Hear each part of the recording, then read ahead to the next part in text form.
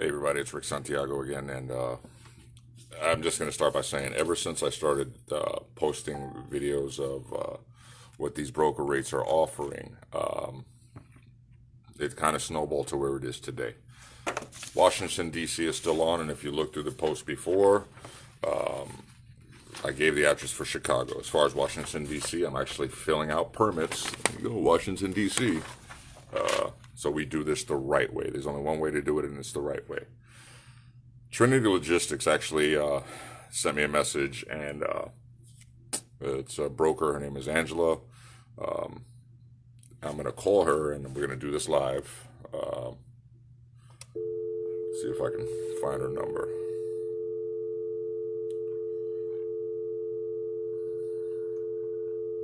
Can't find her number.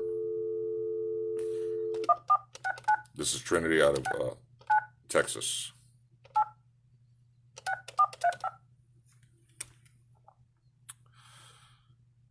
Hey everybody.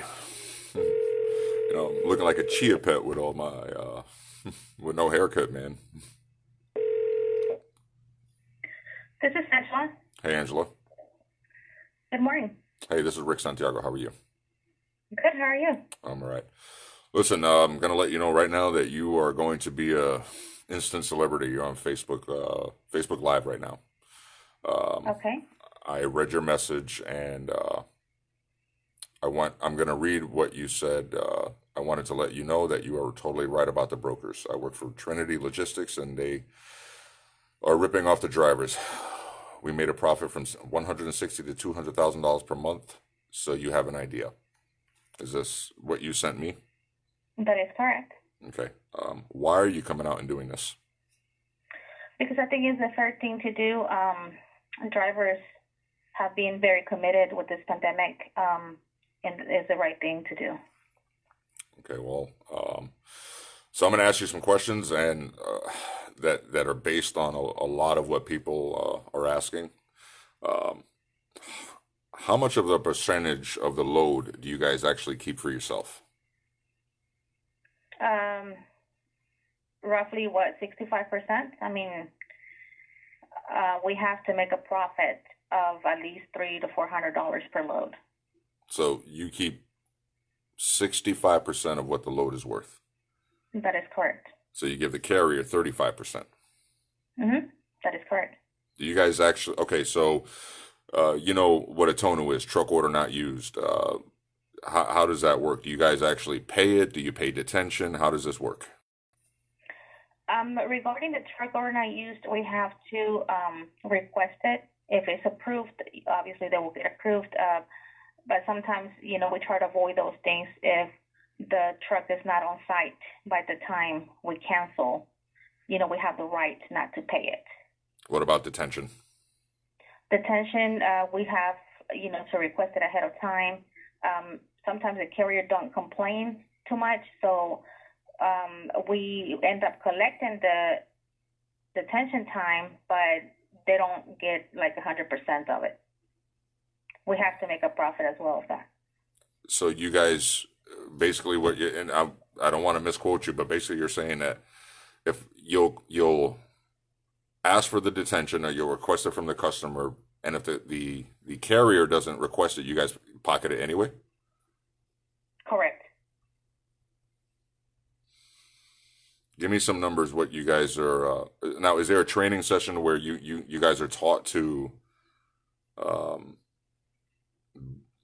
for example, TQL the other day said we're taught to beat down those trucks. Is that something that you guys are trained to do as well? Yes, we have to get the cheaper truck booked on every single load. For instance, I work with 5 other employees, and whoever has a cheaper truck will be booked on the load. Or even if someone already booked it, but I get another call that is cheaper, we'll just cancel that carrier. So you'll cancel the carrier, and what do you tell them? The load is being canceled by the customer. So now hold on, because I'm going to explain this to people. So we've all heard it. We'll book a load, and then all of a sudden that broker will call us back and say, "Oh, the customer canceled the load." I have Angela from Trinity Logistics saying that that's their excuse because they actually found a cheaper truck. That, that is correct. So what is your trying to ask as many questions as I can. Do you guys fine drivers for being late? Do you what do you do with that? We find them if they are late on certain appointment times. Sometimes the customer requires a crane to be on site, and if they miss their appointment, obviously they get charged per hour for those cranes. What is your number one commodity? Um, Anything. It will be construction supply material. It could be, food for the dry van reefer load. So food is an essential item right now during this pandemic, and you guys are still trying to charge or pay as little as you can to these carriers? Correct. Wow. Wow. Uh, do you have a certain amount of money that you have to save a month, or how does this work?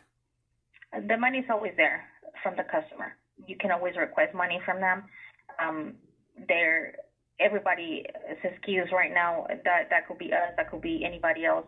Is that the diesel price drop and everything? We have to keep as much money we can in our pockets. Do you guys pay a fuel surcharge? I've never hauled for Trinity Logistics, so this is like news to me. Do you guys charge a fuel surcharge? No.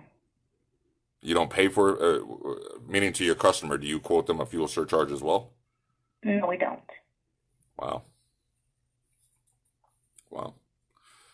And again, I think it's fair to say that you think that what's happening now is wrong, especially during a pandemic, right? That is correct, sir. Wow. I completely understand the drivers being out there risking their lives and trying to bring food to our tables, and I just don't think that is fair to them. Well, Angela, I'm not going to say your last name. I'm not going to put your phone number up there. Once you see this video, you know that you can trust me. But thank you. I think it's all right. Well, listen, God bless you. Thank you. And are you going to continue to work for Trinity? No, sir. Absolutely not. Well, thank you very much. I certainly appreciate you. Thank you, sir. Bye-bye. So what I would like to push is for legislation to have these brokers regulated with just a percentage, a small percent. It's the carrier that me and several people are actually going to try to get this in front of lobbyists, senators, congressmen. I'm actually going to go to D.C. And like I said, I'm filling out the permits right now. We're still on. Like I said yesterday, grocery stores that have been charging ridiculous amount of money have been penalized, charged. I think brokerage companies are in the same boat. Without these trucks, ladies and gentlemen, I think each and every one of you will agree with me, America will virtually stop. There has been calls for a complete shutdown of trucks. I'm not in favor of it because, the humanitarian in me, people still got to eat. But this has to be acted upon fast, and it has to be acted upon now. That's why I'm going to D.C., and I'm going to tell you guys right now, I'm going to be in Washington, D.C. before anybody else. I'll probably be there tomorrow, and I'm going to stay there all week to see if we can bring some lobbyists, some lawmakers into this to stop this pandemic within the trucking industry. A lot of you guys are not in favor of, what we're doing, and that's fine. All I can tell you is that if you can do better, then do better. Don't talk about it on social media. Be about it. And that's it. God bless you all. And you heard it straight from Trinity Logistics. I'm not going to reveal anybody's identity because it's about trust right now. And a lot of people are trusting that I can try to get something done. I cannot make no promises. I promise you, but I'm going to try to get something done, and that's all. That's just the bottom line. Doesn't hurt to try. And let me just say hello to a couple of my peoples. Robert Colazzo, Arizona. How you doing, buddy? How's the baby? I hope he's doing well. Finally, God bless you, Jose Gonzalez. Let me just tell you right here, right now, that I'm a father. I have a 2-month-old son, as many of you know. Because of me being a truck driver, his mother refuses to allow me to be around him. I'm not mad at her. She is doing her job as a mother. to protect our son. My other problem is that the FMCSA doesn't supply us with any protection. The FMCA doesn't give us any masks, any body wear, any face shields. In my opinion, we are just as essential as doctors and nurses. We are also on the front lines. I'm in Rhode Island, Massachusetts, Connecticut, New York, New Jersey, almost every day. And this is where the epicenter of this coronavirus is, and I'm not even given 1 ounce of PPE. When I get a coronavirus, when this is all said and done, I'm going to self-quarantine myself. I'm going to get a coronavirus test, and then I'm going to be with my son. And in the meantime, I'm going to see this through, and I can just try. I want to speak for the little guys, the guys who are afraid to speak for themselves. Anyway, God bless you all, and I got way more permits to fill out. So, wish me luck, guys. I'll be in DC all week, and hopefully that.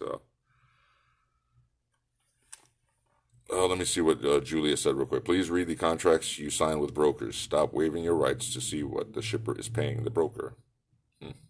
Well, I think that we need to have this into legislation.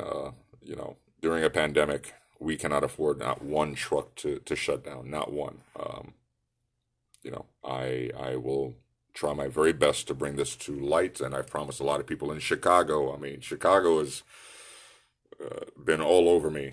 I will try my very best. I don't want to take any more of your time, so God bless you all. And I have enough hair gel in me to keep this weave of mine still. So anyway, God bless you all. Thank you. And again, you heard it straight from Trinity Logistics. Talk to you soon.